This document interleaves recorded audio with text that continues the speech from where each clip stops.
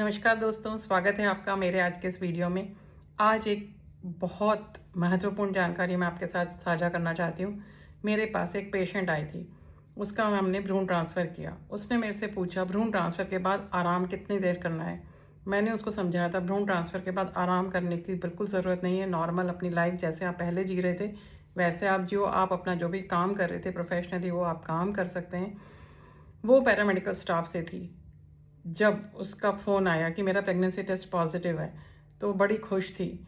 उसका ट्रीटमेंट हमने आगे जो भी embryo transfer pregnancy test positive आने के बाद देते हैं वो जारी रखा।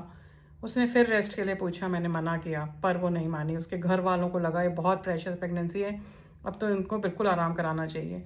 और उन्होंने वो गलती की जो आपको किसी को नहीं करनी है।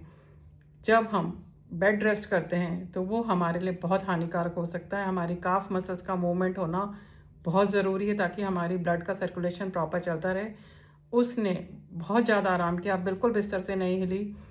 थोड़े से दिन बाद उसका फ़ोन आया कि मैडम मेरे एक पैर में स्वेलिंग आ रही है, ये क्या हो सकता है। मैंने कहा अगर एक पैर में स्वेलिंग है तो तुरंत आप वापस दिखाने आओ। उसको एग्जामिन किया तो उसको डीवीटी पाया गया। डीवीटी मतलब डीप वेन थ्रोम्बोसिस। और जब उसका डॉपलर कराया तो वो डीप वेन थ्रोम्बोसिस उसका इंटरनल इलाइक वेन तक पहुंच चुका था, और वो अगर थोड़ा और डिले करती तो ये उसके लिए जानलेवा भी हो सकता था। इंटरनल इलाइक वेन तक पहुंचना ही अपने आप में बहुत खतरे की घंटी थी। फिर उसको बहुत कार्डियोलॉजी में रेफ़र करके उन्होंने उसको हाई डोज में ब्लड थिनर स्टार्ट किए। और उसका नतीजा क्या हुआ आप सोचना चाहते हैं? उसका नतीजा ये हुआ कि उसको ब्लीडिंग स्टार्ट हो गई और उसने उस बच्चे को खो दिया। She aborted that child.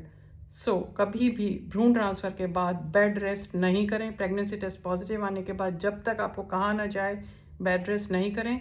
अपने पैरों को हिलाते रहें और स्वस्थ रहें, मस्त रहें, तंदुरुस्त रहें, अपनी प्रेगनेंसी को एंजॉय करें।